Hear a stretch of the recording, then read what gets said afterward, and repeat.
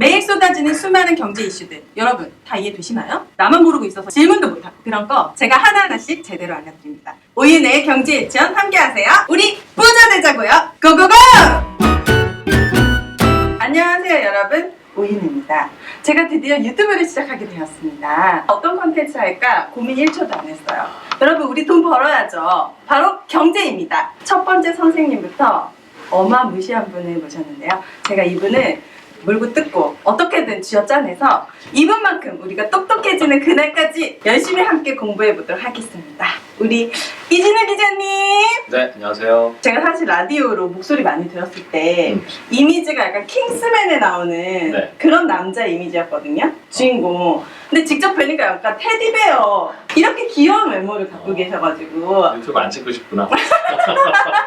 아니 더 매력 있어요. 뭔가 반전의 매력이라고 그럼, 할까요? 나와주셔서 진심으로 감사드립니다. 오늘 집에 갈 생각 하지 마시고요. 제가 홍사원의 경제쇼 플러스 1년 했거든요. 그랬는데도 경제방송을 들을 때마다 1분 이상을 못 듣겠는 거예요. 너무 어려운 말이 너무 많이 나와요. 그러니까 손에 잡히는 경제를 들어야지. 손에 안 잡혀. 손에 안 잡힌다고. 우리 경알못들 엄청 방황해요. 3프로TV 같은 거 보다가 모르면 찾아봐야 되는데 귀찮고, 그리고 찾아봐도 솔직히 모르겠어. 블로그에 그 장황한 글들. 네. 그래서 하나하나씩 용어부터 아주 기본적으로 쉽게 기자님께서 설명해 주시면 정말 감사드리겠습니다. 감사합니다. 제가 첫 번째로 잡아본 주제는 좀 어려워요. 제가 좀 수준이 높아졌는데 valuation. valuation 진짜 많이 나와요. 이거 뭔지 그리고 이거 꼭 알아야 되는지 궁금합니다. 주식 투자를 하는 데 있어서 하나만 고르라면 이거예요. 이거야, 이거 밸류에이션. valuation 밸류라는 거는 뭔지는 아나요? 모르지. 밸류 가치. 왜 거기까지만 알아요? 그러니까 이 가치를 정하는 거예요. 가치가 어느 정도 되는지 네. 가늠을 하는 거예요. 혹시 결혼하셨어요? 아, 했습니다. 결혼할 안타깝게도. 또 할 수도 있어요. 네네. 그런데요. 결혼하기 전에 결혼 상대자를 볼 때 이 네. 여자가, 이 남자가 결혼을 할 만한가 하면 얼마나 좋을까 하는 것을 누구나 재잖아요. 그쵸. 그게 밸류에이션이에요. 아니면 예를 들면 아파트를 하나 사려고 해. 네. 이 아파트를 5억 주고 사야 돼, 6억 주고 사야 돼, 10억, 7억은 좀 비싼데 5억이면 싼데 이런 느낌 있죠. 이게 밸류에이션이에요. 그런 느낌 없는데 나는 기준이 그런 느낌을 가지려면 아파트를 많이 보거나 남자를 많이 만나봐야 되잖아요. 그렇죠.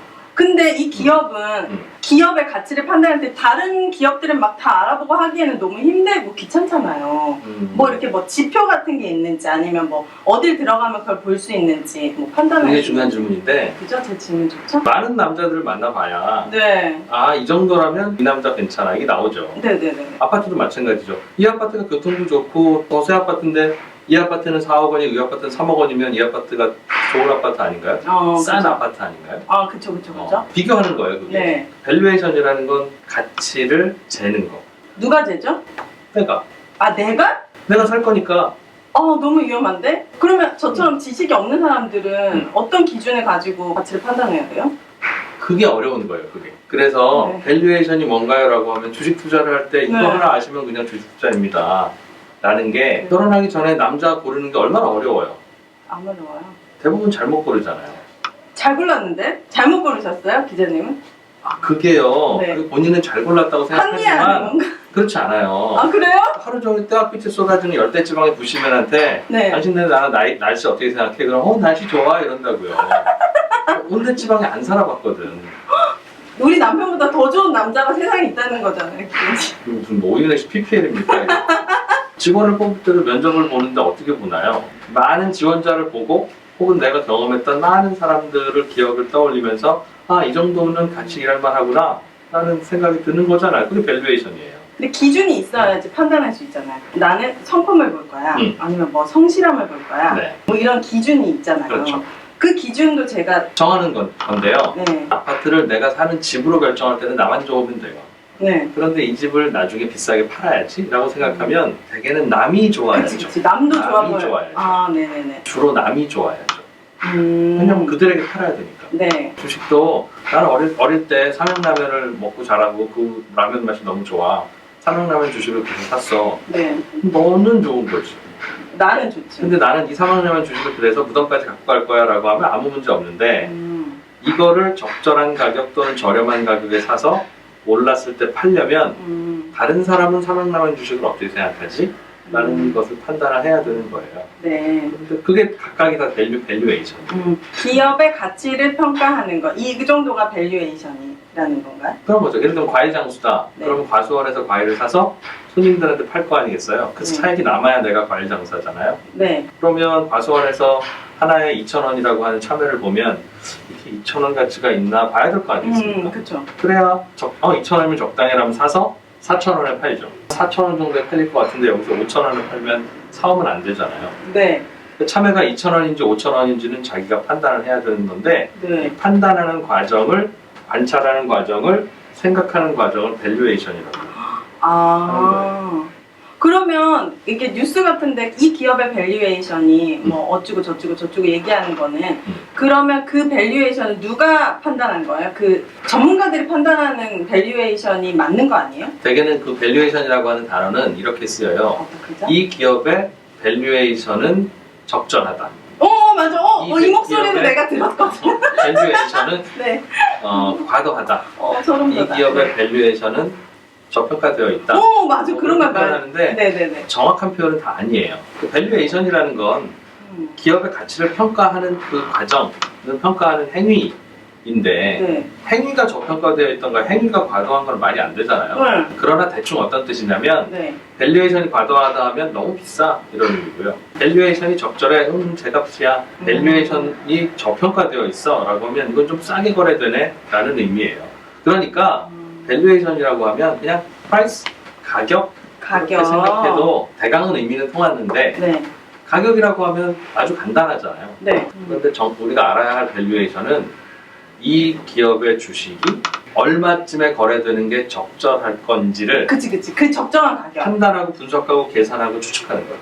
그거 그게 밸류에이션이에요. 이거 어려운 거네. 어려운 거죠. 진짜 어려운 거를. 그러니까 이 남자가 나의 결혼 상대로 맞을지는 이렇게도 보고 저렇게도 보고 이렇게도 뜯어보고 다 하잖아요. 안 했구나 그렇게. 못했어요. 급해가지고. 표정 그거 왜 해요? 라는 표정이네. 네. 하셨어요 기자님은? 저희 아내도 그거 안 하고 결혼했어요. 그래서 요즘 땅을 치고 후회를. 그래요? 뒤늦게 좋은 남자들이 많다는 걸 알기 시작했어요. 많습니다. 이 기업의 가치가 지금 가격이 싼 편인지 적정한지 더 비싼지도 전문가들마다 의견이 좀 다 다를 수 있잖아요. 네. 그죠? 예. 그러면 우리 같은 개미 투자자, 경제를 모르는 사람들은 투자를 하고 싶을 때 어떤 기준에서 말씀하시는 분들의 말을 신뢰를 해야 될까요? 우리 좋은 남자 소개시켜줘 라고 하면 소개시켜주는 분이 이 남자 괜찮아 라고 소개시켜주는 경우도 있고 네. 판단하잖아요. 네네네네. 기업도 마찬가지죠. 기업도 보는 사람에 따라서 달라요. 다르더라고요. 다들 의견이 삼성전자의 달라요. 적정 주가를 10만 원 보는 분도 있고 15만 원 보는 분도 있고 3만 원 보는 분도 있고 네. 다 다르죠. 네. 다 다르니까 거래가 되는 거예요 사실은. 주식이 거래된다는 건 사는 사람 파는 사람이 있다는 뜻인데 네. 사는 사람은 왜 사겠어요? 예를 들어 5만 원에 사면 네. 적정 가치는 5만 원 이상일 거야 라고 생각하니까 사는 거고 네. 파는 사람은 이거는 너무 비싸 라고 생각하니까 파는 거겠죠. 그렇죠. 그럼 저는 판단이 섰어요. 전문가들의 다수결의 의견을 따라야겠다. 이거 좀 괜찮나요? 그런데 또 아니야? 아니야. 그럼 어떻게 쉽게 나는 좀 이렇게 확실하게 전문가들의 5명 중에 7명은 이 기업의 가치가 저평가돼 있다. 좋은 가격이다라고 얘기하면 투자할 만한 가치가 있다. 이렇게 판단하면 또 안 되는 건 거죠? 주식 투자를 할 때 네. 누구의 말을 들으면 되나요? 이진우! 아니면 전문가들의 말을 들으면 되나요? 누가 전문가인가요? 아니면 전문가가 10명 있으면 다수결을 결정하면 되겠군요 라고 이렇게 정답이 있으면 네. 이미 그 정답으로 가격이 가 있겠죠. 안 가 있어요? 그런데 가격은 오르기도 하고 내리기도 하고 그렇잖아요. 그 폭이 근데 대략 비슷하지 않아요? 어바웃 막 아니에요? 그게 아니라 주식 가격이 정확하게 어떤 게 적정한 가격인지는 몰라요. 사람들이 결정하는 거예요. 그런데 전문가들은 내가 생각하기에는 이게 좀 오르면 좋겠습니다. 아니면 내려야 하겠습니다. 라는 판단을 각자들 하죠. 그런데 전문가들조차도 다 달라요. 생각하는 가치가. 네. 그러니까 서로 사자 팔자 하면서 거래가 되는 거죠. 그러면 경알못들은 그 기업에 대해서 그냥 공부를 해야 되는 거예요? 공부를 해도 모르잖아요. 모르는 거예요. 주식 투자가 어려운 게 공부를 하면 2 더하기 2가 4라는 걸 아니까 2 더하기 2는 4점. 맞았어요. 정답이에요. 상금을 줘요. 네. 그런데 주식 투자는 2 더하기 2가 내가 4라고 주장을 해도 투자하는 사람들이 나는 4가 아니라고 생각하는데 하면 나는 틀린 거예요.